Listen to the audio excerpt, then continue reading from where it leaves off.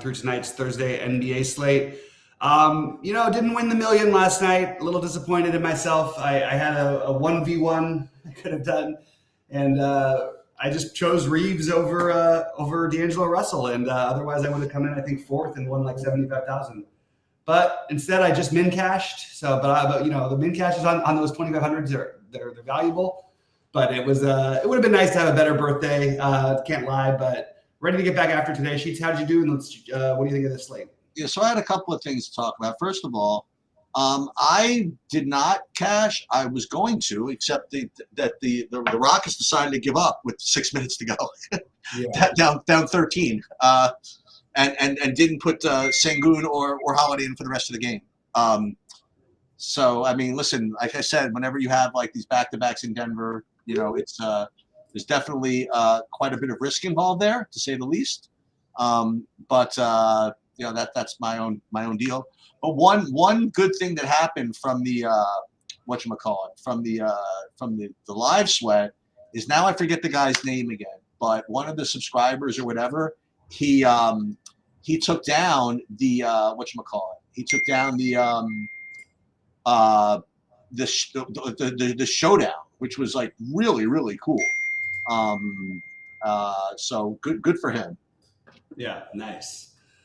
All right, man. Well, since you're on a little bit of a time crunch, you want to jump into these games? Yeah, just 1 second. I'm just trying to figure out how to do something real quick. Okay. Here, and then hold on a minute. I had it before, so I want to click on this, and then I don't want to click on that. I wanted to do. Oh, I want to do YouTube Studio, I think. 1 second. YouTube Studio, and then content, was it? Yeah, hold on. It's been live, and then click, and then customization. Only people that are subscribers for 20 minutes can send messages. Okay, so that should be good. All right, let me share my screen, and we will get going. All right, so it's a pretty, I guess, 1, 2, 3, 4, 5. I mean, it's a full slate, man. I did a projection run, and wait, where are you? Did you disappear?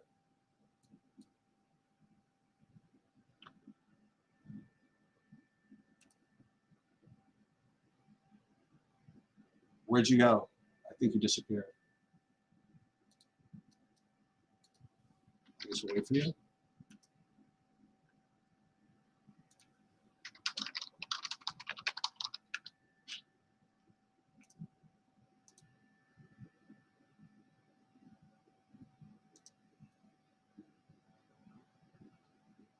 I guess let's wait for Bobby to come back. Oh, his internet went out. We got it done, Neil. Okay, I'm gonna wait for Bobby to come back for that. But I do only have about 45 minutes, so maybe I will just at least give a quick preview for when Bobby gets back. Oh, there he is. Okay. Sorry, out of the blue, my internet just went out all of a sudden, and now it's back. So sorry about that. Okay, so that, by the way, this is the guy that's in the chat, Neil. He was the one. You like that? Look at that. Awesome, Neil. That's great to hear, man. Yeah. Glad you won it. Yeah. Okay. All right. So I guess Portland, Cleveland is the first one. I mean, it's weird. I'm getting like all kinds of value from like 1 or 2 teams today. We'll talk about, I guess, why that is as I get there. But Portland or Cleveland is not one of them. Like, I have Jared Allen as like my top guy from this game, and it's probably nothing. It's probably a pretty big spread as well. So I probably am passing on this game completely. Yeah, most likely I'll end up passing on it as well. I think that everybody, like you could certainly make a case for Garland and for Mobley especially. Boy, I wish I would have stuck with my Mitchell take the other night. He was pretty damn good. I actually used him a little bit, but not enough. I wouldn't quite get to anything on Portland.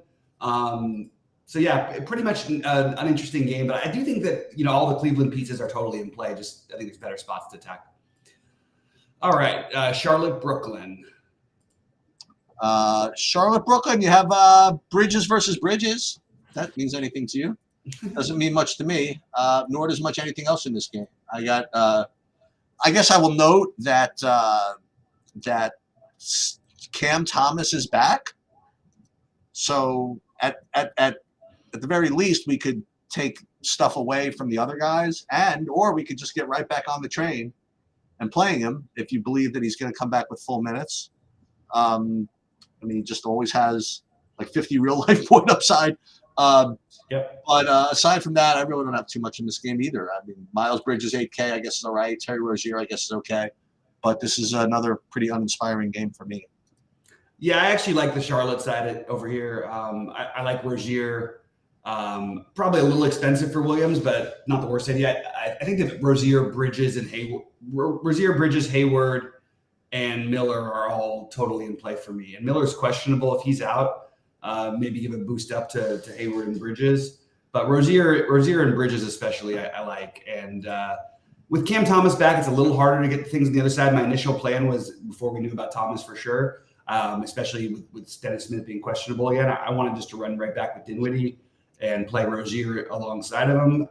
But I don't know if I'm going to be able to do that with Cam Thomas being back. So, but I think I have a little bit more interest in that game, maybe just because I think it could be a good pace, and we have no LaMelo, which is going to tick up to somebody at some point. Detroit, New York. Is that what you got? Yeah, Detroit, New York, and hate to be like the Grinch that stole Christmas here, but no, I do have something. No. I have Mitch Robb. Oh, wait a minute. So is there injury issues with Detroit? No. Yeah, so I guess it's just another day of maybe playing Mitch Robb at 5,400. Aside from that, not too much out of this game either.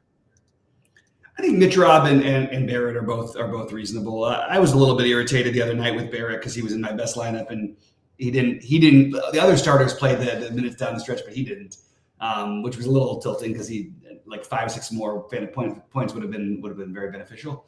Yeah, I think Mitch Robb and Barrett are the natural first two, but I do think that both Brunson and Randall, like just guys I'm going to consider later in the day. I actually think the best play might be Quickly, because I think there's upside for him both in a blowout setting and not. And Detroit just gets blown out like every night, it feels like. So a guy like Quickly could actually be pretty good tonight. So I have just guys on my radar, but nobody who's a must play or anything like that. Jaden Ivey is fine, by the way, for me with Detroit. All right, next up, Indiana, Miami. This is like a weird game, like you have Miami, who's usually known for playing really slow, against a team that just doesn't allow it, doesn't allow a team to play pretty slow. But the big news is that Jalen Smith is out. So you have Isaiah Jackson, who is probably going to be, I'm not seeing that as far as my projection goes. I don't think he would be much. You don't think? What's the big thing that's out? Neesmith was out the previous 4 games. Toppin was out before that. So really nobody's out, actually. You know what I mean? They aren't missing any more bodies than they were. It just happens to be a different body in Jalen Smith. And but Isaiah Jackson fits goes in for that, right? He just plays backup center, basically. So he'll play the minutes that Turner doesn't play. They played a few minutes with him and Smith together, but not many.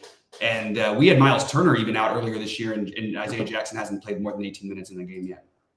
That's very interesting. Yeah, I guess that's why. I'm not really seeing any of these guys project well. I thought I would for some reason. And Isaiah Jackson's questionable himself.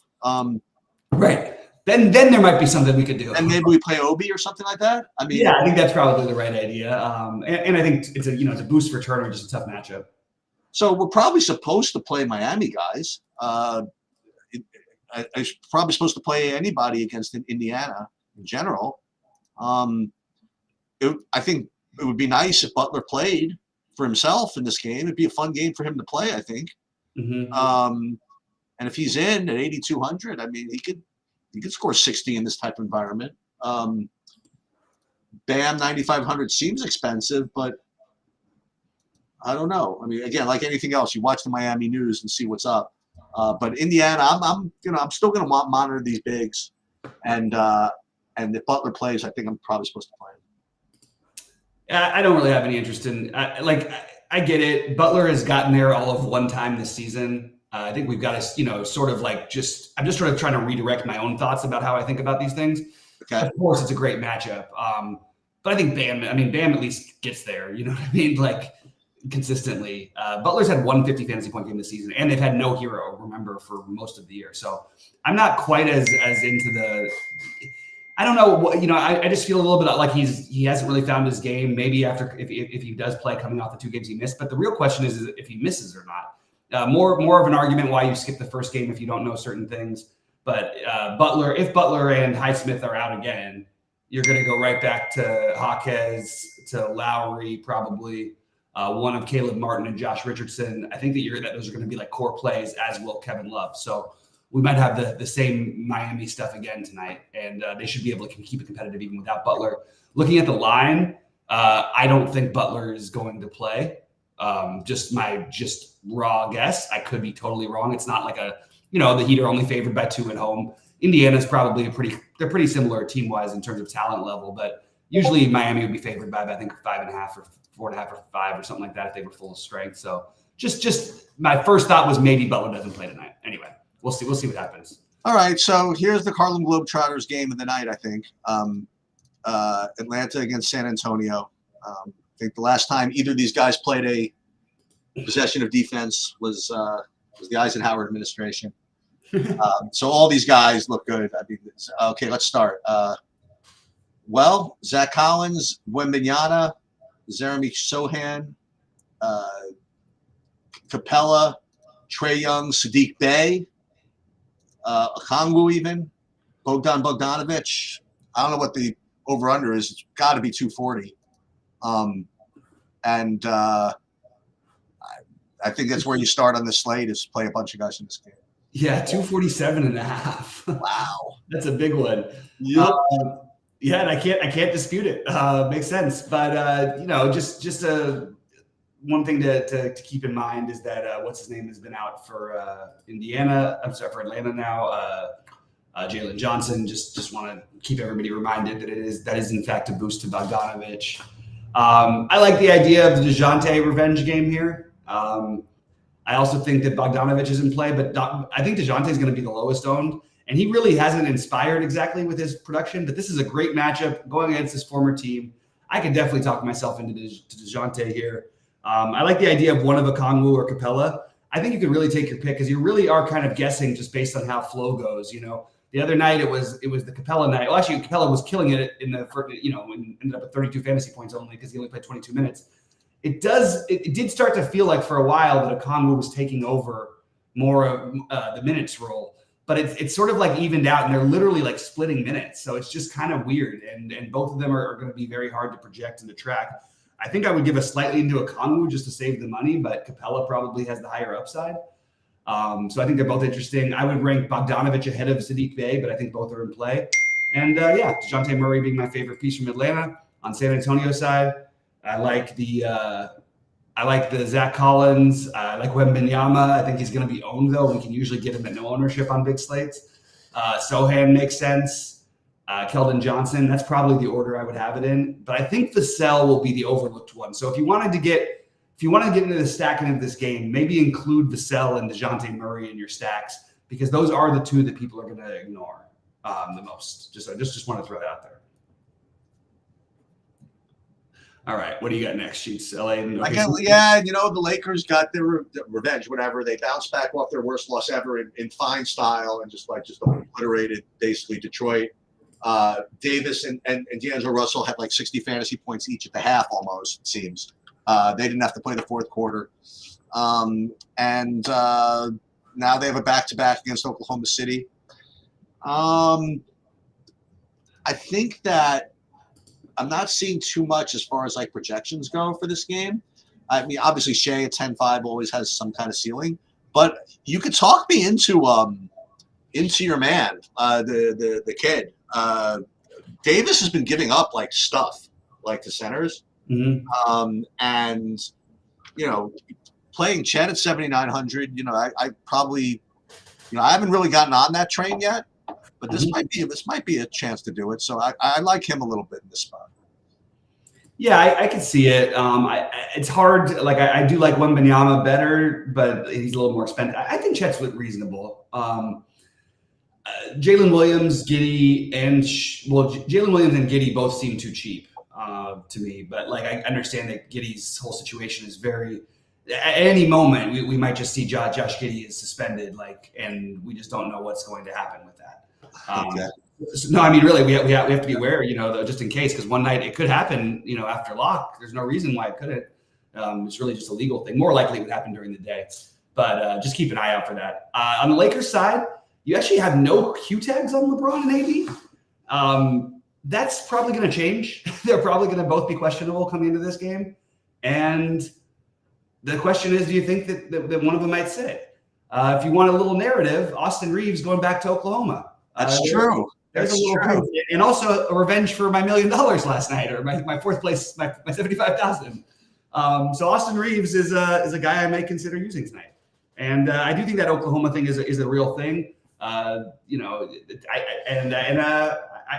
think he's in play anyway, but especially if we hear that LeBron or AD are questionable, we can certainly consider more Austin Reeves, even though he's a little bit pricier than you'd want to pay.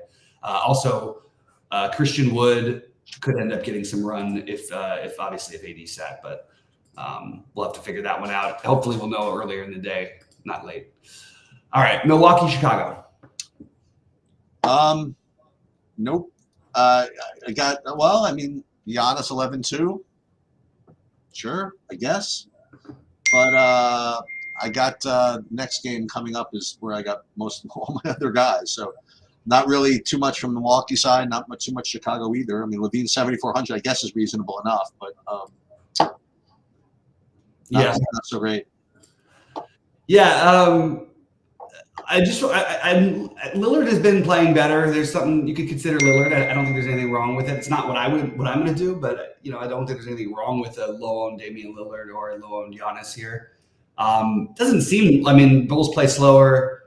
They are bad though, and all of these guys are like everybody looks okay to me, but I just prefer the other game, the Atlanta San Antonio game, and I don't really have anything that quite stands out enough other than, like you said, Levine in this type of matchup. We've seen Levine and DeRozan and Vooch all they take turns beating up on this Milwaukee team, and even when they get killed or whatever, they've all had monster games. Even Drummond's had some monster games against this in short minutes against Milwaukee. So if you wanted to stick with one of the Bulls, I would probably go with Levine, but I don't think there's anybody that's a must-play from this game by any means. Levine is probably the best play, assuming that he plays. And keep an eye on that, though, too, by the way. There's a lot of trade rumors out there with Levine and DeRozan and Caruso, and they're all three questionable today. So they're not going to be traded today, but just realize that teams may not be overexerting them. Anyway. Yeah, so this is the other one with all the value now. I mean, with Anthony Edwards not going to play, it all goes everywhere. We'll start with Kyle Anderson at 2 cents. He's going to be the most popular player on the slate, I imagine. I currently am at 67% ownership projection. Anyway, he's 4,500, but the other guys, Cat, Naz Reid, Gobert, Nickeil Alexander-Walker off of a real dud game. You can play him. And then, if you want to run it back, we can go right back to I don't know, back to back. He's still recovering from an injury, but Kessler 6,100. He had a lot of competition for that spot last night, but did play 28 minutes. A little more each day, 21, 26, 28. Fantasy points 30, 32, 35. I don't know, maybe. But I think that's probably what you want to do, right? You want to play a couple of Minnesotas and find someone from Utah to run it back with, or no? I don't know if I can find someone from Utah to run it back with. I don't think Kessler's going to play. Well, then I'm not going to play him. I'm just speculating because he's coming off of an injury. He's this very serious guy to have in their future. Well, then let's go. Let's play John Collins then. And then, that's not really that much fun either, unfortunately. I'm trying to find something. I think that the answer would be just basically you're at 7. If and look, I don't know. We'll see later in the day. It's not going to I'm not taking a huge line saying that Kessler is not going to play. I'm just saying that on a back-to-back, with travel, in a game they're probably going to get smashed in even without Anthony Edwards. So I'm having a very hard time getting to anything on Utah. But if Kessler's out, obviously you're going to have some things. And I'm just speculating. Maybe they do play him, but if they do play him, maybe they only play him like 20 minutes. I still don't think it's enough for me to quite get to Yurt 7, although you do have the two bigs for Minnesota. It would probably be Olenek, I think. Yeah. You think Olenek would sit? Oh, no, I think he would play. He would show up as the play. Yeah, you're probably right. But again, they just have like a lot of bodies. You know what I mean? Yeah. It's a little tough with them in Indiana. That's why the Jalen Smith thing didn't stand out to me more. And maybe that'll change my mind on that by the end of the day. But right now it isn't. Yeah, everything is coming from Minnesota. You're going to get like literally like almost all the ownership here, basically. Kyle Anderson is going to be just crazy, kind of crazy chalk. Naz Reid is going to be very popular coming off of a big game. Unfortunately, I switched off of him because I wish I didn't get that Philadelphia news that Embiid was out. Me too. I wish I didn't get it either. It didn't help, man. You know what it did? It got me like to play freaking Tobias Harris is what it did. I mean, like. Yeah. And other guys that busted instead of me playing the guys I wanted to play. And it's like. Yeah, cashing deep in the monster on FanDuel with Tobias Harris with 10 fantasy points was just like, okay, F you, Tobias. Yeah. Anyway, I think that if you're ranking in order, I do think Kyle Anderson feels like the most logical. Yeah. I would be very careful with the Nickeil Alexander-Walker and even a little bit to some extent Naz Reid, maybe over ownership, even though it makes sense to me why they're going to be popular. I think I would probably rather play, Cat, Gobert again, and Kyle Anderson. Alexander Walker, I'm just telling you, like this guy, we keep trying to make it happen, and he's a good real-life basketball player, but he is not a good fantasy producer, and we've been just like, I don't know how many lineups he's destroyed for everybody this year, but we keep talking about it. He had 6 fantasy points last night. He sure did. He's a 5x this price this year exactly 0 times. That's what I mean? That's not a lot. He's projected to score more fantasy points. And again, there's gifts to be out. But again, he projects every night to score more fantasy points than he has all season. And it's just, this is obviously a logical reason, but like, I don't know, man. It's just getting a little bit frustrating. Although, again, he's going to look like a great play. So I'm just going to try and keep my Minnesota guys down to 2 unless I really feel like I have to. Just because I think the ownership is going to be like kind of crazy. Even like Troy Brown is projecting to get some ownership now. So Troy Brown's still in the league? Isn't that wild? Like, yeah, I didn't even I haven't thought about him all year. And all of a sudden I looked and I was like, wait a minute, Troy Brown is projecting like this? He's ready to start. I mean, right now. And he's been playing minutes for them. So probably not the worst idea in the world to get a little bit of exposure there. At least he puts up some fantasy points, unlike Nickeil Alexander-Walker. He just, he's supposed to every once in a while. Nickeil Alexander-Walker, he just hasn't done it though, right? I mean, he hasn't, not once. You think he would do it by accident? Like he had 23 in a game this year. That happened. The other ones, that's it though. Like, you know what I mean? All year long. And you'd be surprised because every single night, Cheats, he's projected for over 20 fantasy points, and he's literally hit it like 2 times or 3 times this season. It's like when Anthony Edwards gets projected for 37 fantasy points every day, and he scores 50 every day. Right. All right, what do we have up next? Just the Island game, the Clippers against Golden State. They're all on a back-to-back. I mean the Clippers. Mm-hmm. Kawhi had a really, really nice game, obviously. Yeah, and Harden. Yes, I didn't even know Harden did too. I think he had 50 something also. I think they're all gonna play. I just think that the Golden State game still has to mean something. You know what I mean? And they're not going. I mean, staying within California. I mean, I don't know. I think that. I think they're all gonna play, and I don't think I'm gonna play any of them. That's my quick take. Draymond could get up for this game, I suppose. 6,500, is that a good price though? I don't think so. I'm probably off of this game. Yeah, just this is one of those where it wouldn't surprise me if they pulled the rug out from under us. The Clippers have only had one back-to-back this year, and both Kawhi and Paul George have played in every game this season, which is pretty awesome. But I feel like there's always that chance with the Clippers. So what does that mean to the normal man, I guess you would say? Maybe there's the average man. The average man, yeah. Maybe there's some value in playing James Harden again, just in case one of those guys is out. Maybe there's the thing is, DraftKings is not going to let it happen to them again. You know what I mean? They raised Westbrook's price $1,200 just in case. You know what I mean? Yeah. Pretty sharp with the DraftKings. I have to give them credit, man. You give credit where it's due. It's like these guys have been really on it with the pricing, which is why it's been so difficult to build lineups that make any sense. I kind of agree. There's nothing in this game naturally, but I wouldn't mind if you ended up stuck on Harden. I think it's not the worst idea because of the possibility. You never know of the Kawhi, Paul George, one of those guys resting. And even still, it doesn't make him like an auto play by any means. All right. So that's it. So what I have as my priorities is the Atlanta, San Antonio, and then Minnesota, obviously. But I think that I mentioned some ways I like to get different. I think you use Vassell and Murray to get different in your Atlanta, San Antonio stacks. And I think that with Minnesota, maybe having a little bit less of the Naz Reid and the Nickeil Alexander-Walker, and maybe a little bit more of the Towns and more of the Gobert at low ownership and more of the Kyle Anderson, even though Kyle Anderson is going to be the most popular. So it really is we're going to see how the ownership shakes out a little later, see some starting lineups and stuff like that. But we'll be around at 6, right, Sheets? Yep. All right. Well, good luck to everybody today, and we'll see you later at 6.